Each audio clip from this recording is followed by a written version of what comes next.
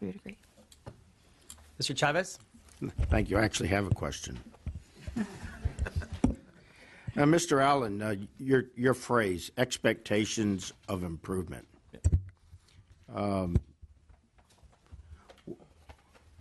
How much, if we are going to improve this, what's your anticipation of reduction in the concentration funding? Since we systemically, if we're going to be improving the performance of our schools, then is there anticipated that it'd be a reduction in funding in down years from now, since we're getting better?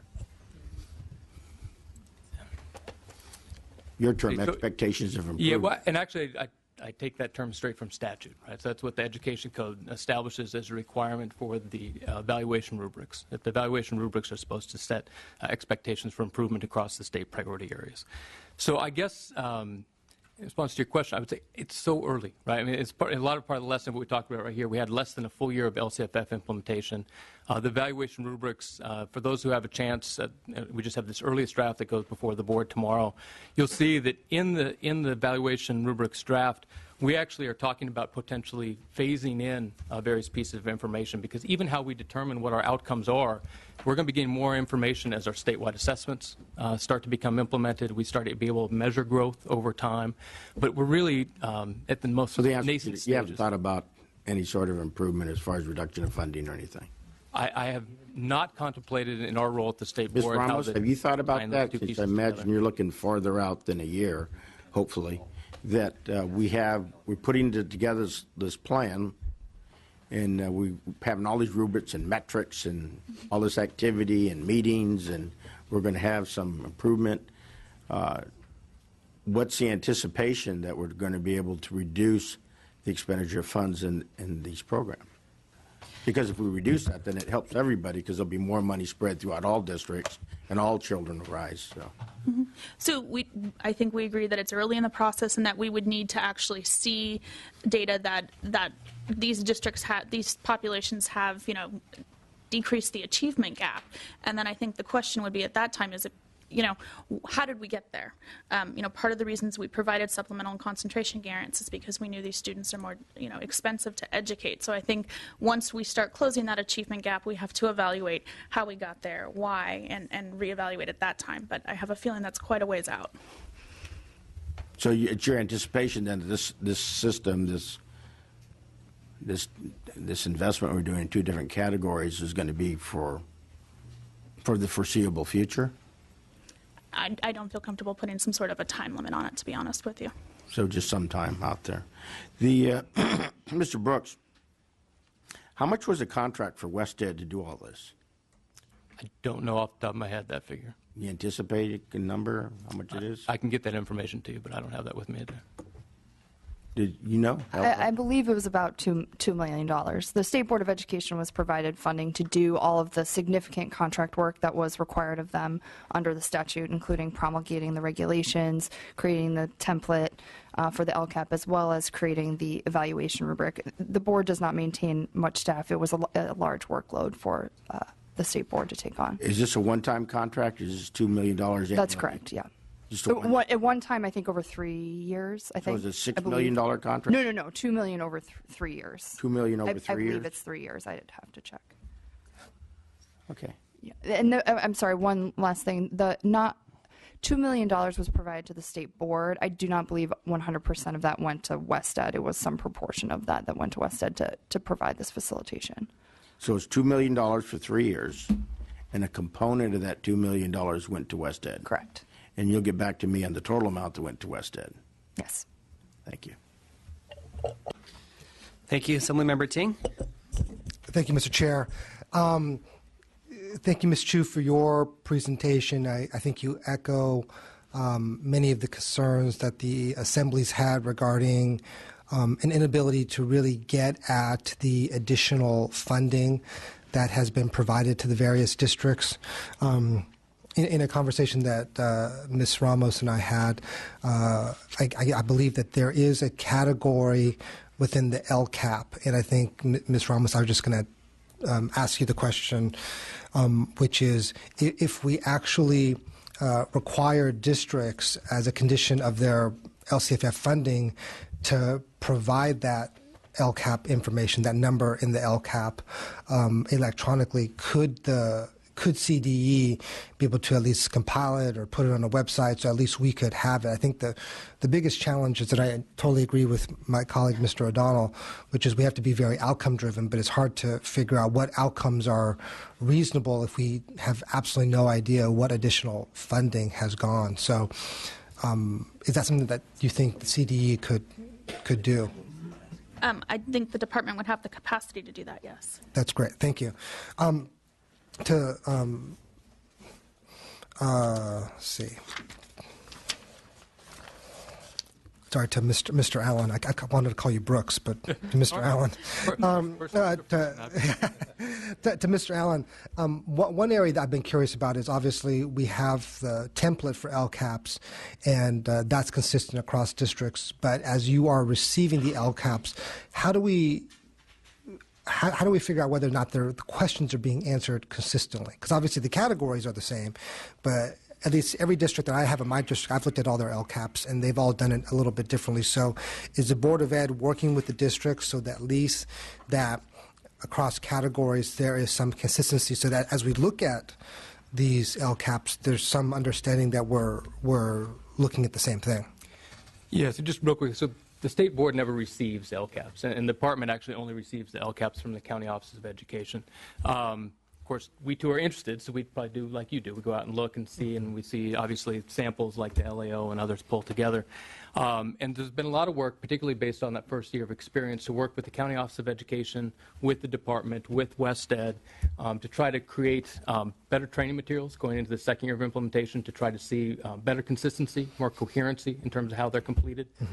So a lot of technical assistance, part of which Mr. Ramos just talked about the department's doing with the counties. Similarly, we've seen a lot of that and had a lot of ongoing meetings with the counties to talk about what they're doing with their districts to try to do exactly that. So I think there's both a greater understanding. We have a new template that hopefully provides greater clarity in terms of presentation information. And our expectation is that with that training, we will see greater consistency in terms of how people respond to the prompts and instructions in the LCAP template. So I guess in terms of as the districts are getting additional funding, additional resources, and much of those resources were supposed to be to the benefit of two distinct populations. How would you advise us to figure out how they're allocating those resources? Because it's actually very confusing. You can't tell whether it was, pre-existing resources, pre-existing programs, what they're doing with the additional money. It's really impossible to. It's almost impossible to tell with the current LCAP process. So my hope is, and my expectation, to be frank, is that with the new LCAP template and the annual update, you will see that. So I think that we've learned from first year, and I say we will continue to learn, but you'll see the entire Section 3, there's essentially three main sections of the LCAP template, and Section 3 is really devoted to answering those specific questions. The first is to have every district, every county, every charter define what is that amount, what is that supplemental concentration amount for that fiscal year, upcoming fiscal year, what is that amount, and it asks them to discuss how are they spending that. And to the extent that they spend that in ways that are district-wide or school-wide, there's actually very specific instructions for how you explain the rationale for those expenditures and the basis for that. And then the next portion of Section 3 goes in great detail to say, now what's that percentage, going through that 7-step formula I discussed, what's that percentage that you were supposed to increase and improve services for low-income students, English learners, and foster youth above and beyond what's provided to all. You have to set that in a very clear box, and then you have to explain how you're doing that. So what are going to be those increased actions and services for those students that, again, are tied back to goals that are specific for them in your LCAP? And my hope is that with that new template, you will see greater clarity in that you'll be able to see both the amount, the proportionality percentage, and then specifically what services are being delivered. With the anticipated outcomes, it will be able to validate whether that was an effective theory of action.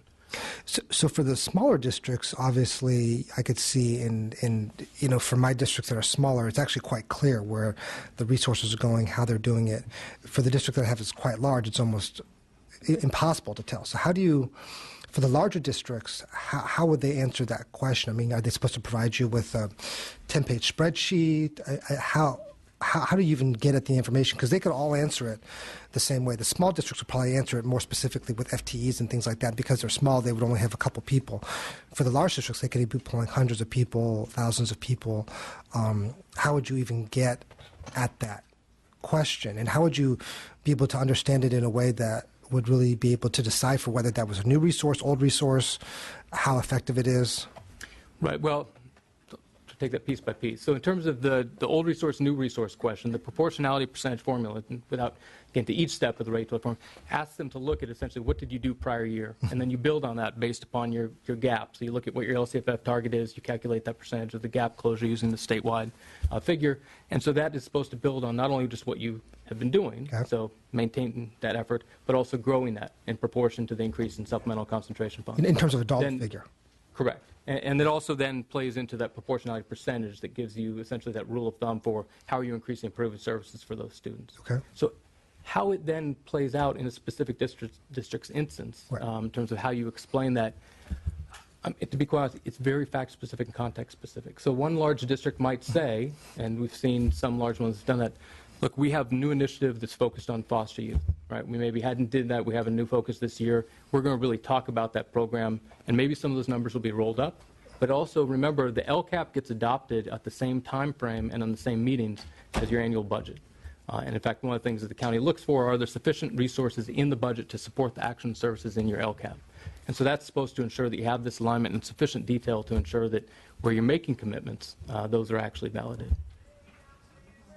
Okay, but what you described are just two things. You described a dollar figure and then a percent figure. Yeah, because there's two distinct sections of that Section 3 of the LCAP.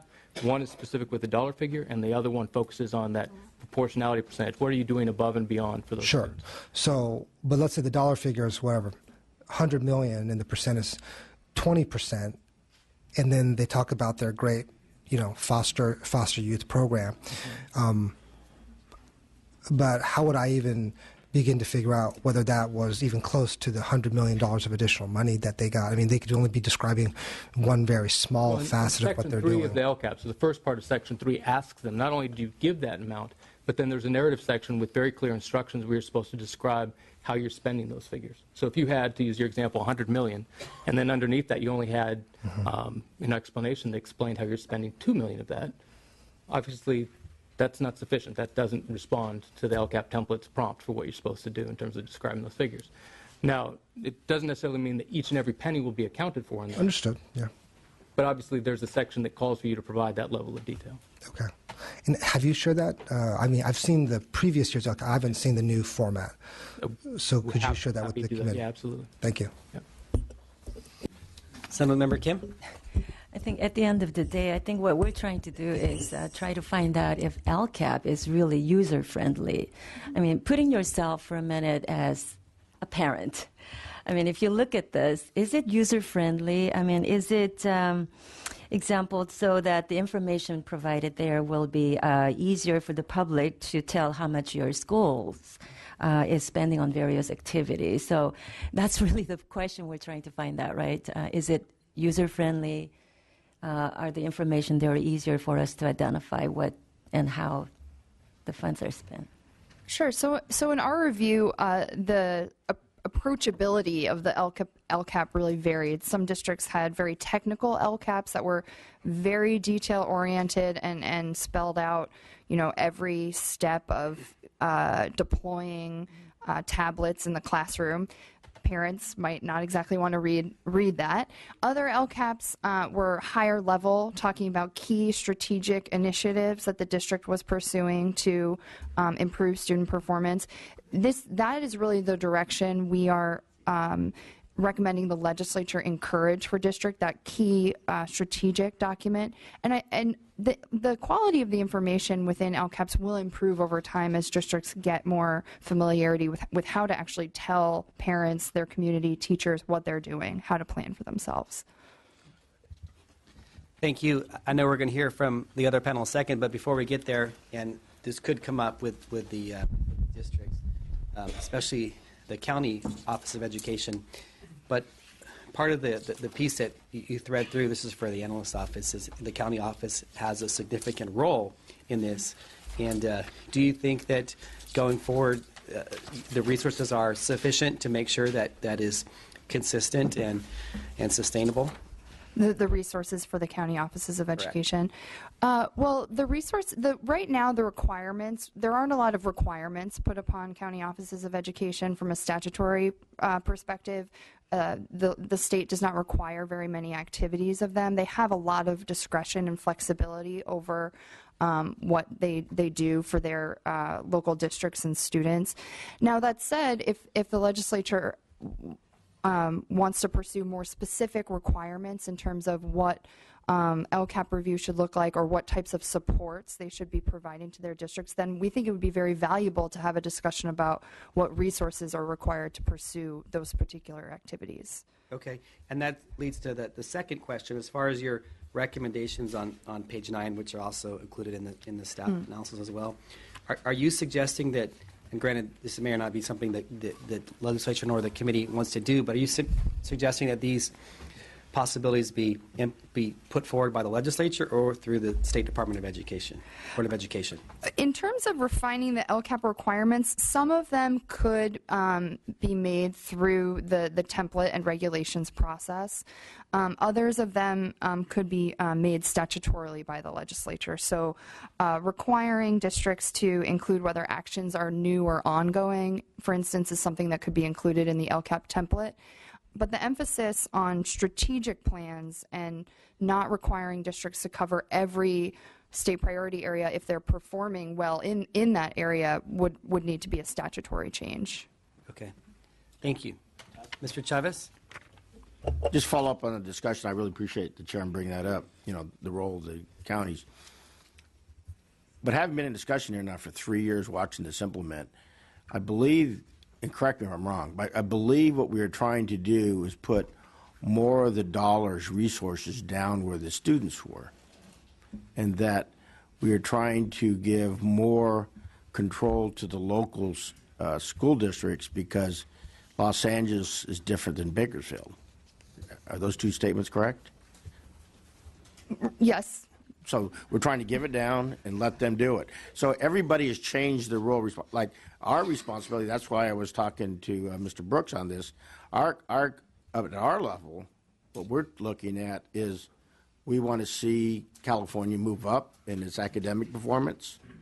That's our metric. And the other one is we control the money. That's why I was hitting on the money, how much money is going out there, and are we going to see a return on our investment in money? Those are our two metrics. And so I think the governor's very sharp in understanding that, hey, you know what, there's a lot of really good people out there that understand education at the school districts. Let them do their job, give them the resources, and that we do our job, give them the resources, and just do the high level of management. That's why I was after Mr. Brooks about how much money, how's it going to improve, where we're going to see it at. I'm a little concerned when I find out that we don't have an objective, it's going to continue on forever. I mean, wow. I mean, that's not the sort of thing we should be doing at this level. We should have some expectations of improvement and seeing reduction of resources because we can shift it to, the whole system itself would rise, I would hope. Okay. Thank you. With that, we will now go to the second panel.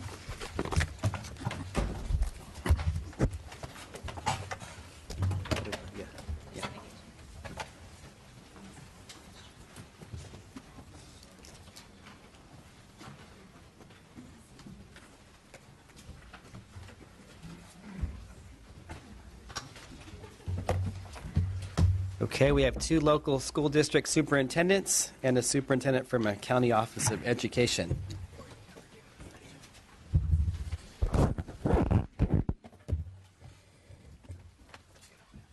Okay, we'll begin with Natomas, which is located in Assembly District 7.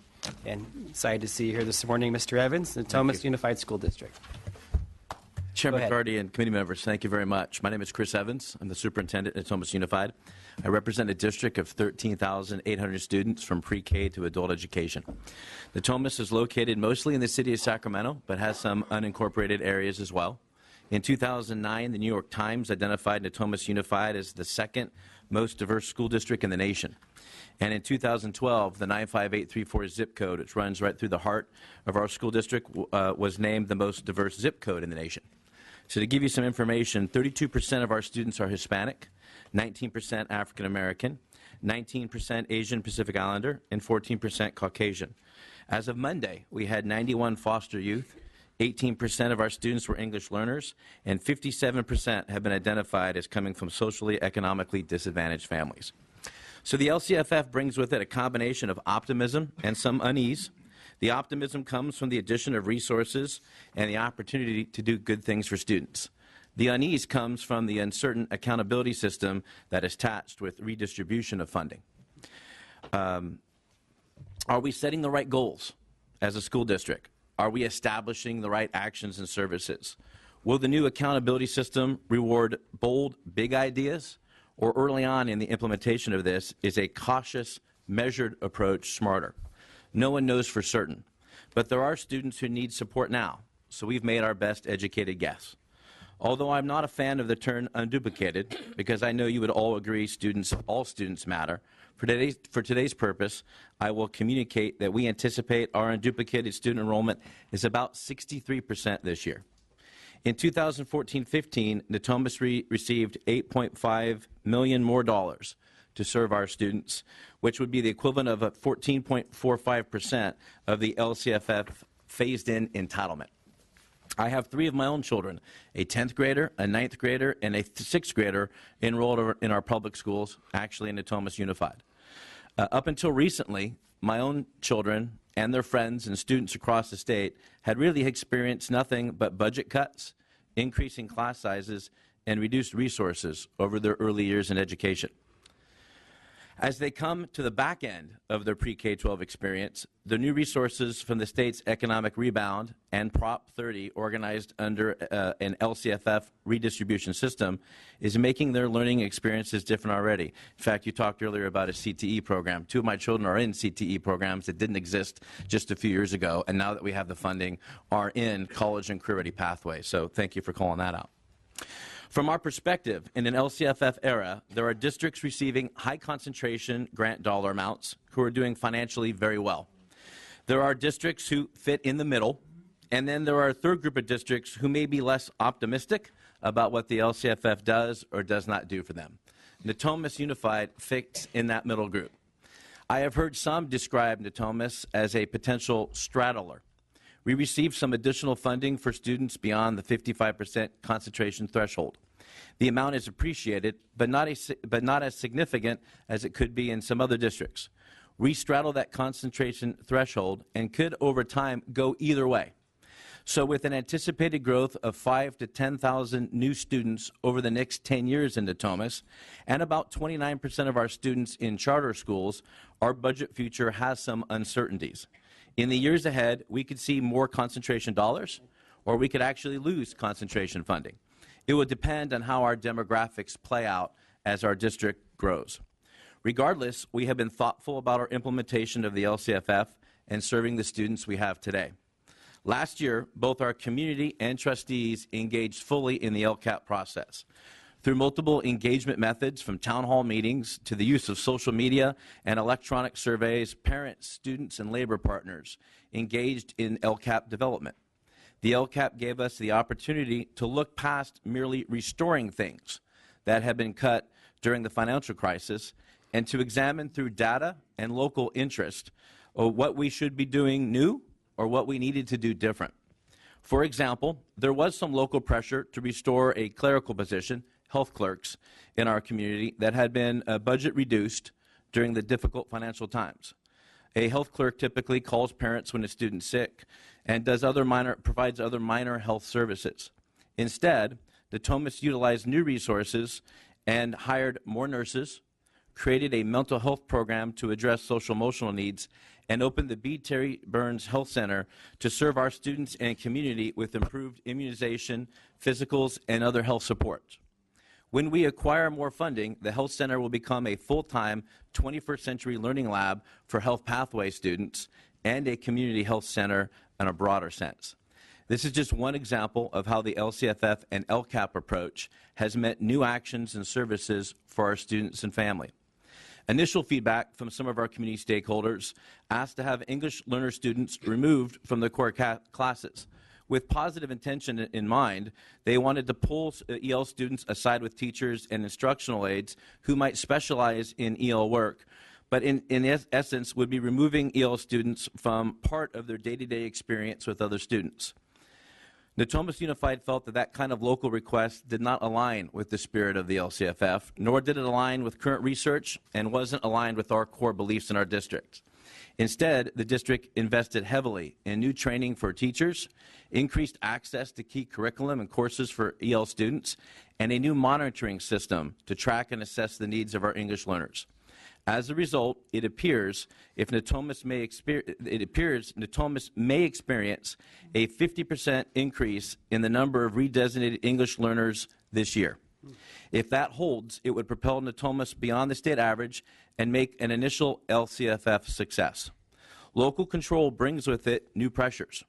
Initial results like our EL data will make it easier for us to help others see success and hold the course. Based on strong input from our stakeholder community, our district chose to restore services that had been cut during difficult budget times, such as the return of high school counselors. However, this time, we decided to do things different from before. When we returned counselors, we made sure there is a measurable purpose connected to the counselor's work. In this case, the increase of students meeting the UC CSU A through G requirements. For the first time in Natomas, we can tell you which of our seniors are on track to meet these requirements as early as October of this year, which students may be borderline, and how we can help them now, and who we have missed over the 4-year high school experience. And soon we'll be taking that work into the junior year, the sophomore year, and eventually the freshman year. The LCAP has provided us the opportunity to think differently, even when we have restored services that existed prior. We are already fully engaged in year 2 of the LCAP process, engaging constituents, and will soon establish goals and targets without a full understanding of the LCAP accountability. With approval of the LCAP rubric coming statutorily in September of this year, not fully knowing what success should look like is a challenge in our community. Since this is out of our control, we have implemented a new data warehouse and processes, or protocols, if you will, to examine the data we currently have multiple times throughout a year. In essence, we're not waiting for the annual release of state achievement results. We've created practices to look at data every few months to see if we're making progress. At a minimum, we will know where we stand, if not yet fully understand the external accountability framework. And for now, we financially need to act cautiously optimistic when it comes to finances. Natomas has chosen to be fiscally conservative heading into the 2015-16 budget year. The one-time money the governor has proposed will likely go to the adoption of new textbooks for the new state standards, professional development, and fund about 1 year of technology refresh for our students. These items make sense with one-time dollars. The one-time money won't be used to add people. New nurses, social workers, instructional coaches out of one-time money must be budgeted for 3 years and could place our positive budget certification at risk. Adding in the phasing out of Proposition 30 tax revenue, increasing district mandated CalSTRS and CalPERS contributions, mandated class size reduction in TK third grades, plus growing special education and transportation contributions from LCFF funds, and fiscal prudence is required. Most of the anticipated new ongoing revenue that we'll be receiving in 15-16 will be absorbed by the issues I just outlined. While we are still very much in the formative stage as a state regarding LCFF and LCAP, with new resources come new opportunities. And we are grateful to be in a financial position much improved over the lean years we all experienced just a short while ago. If you have any questions during this hearing or later, I am always willing to answer.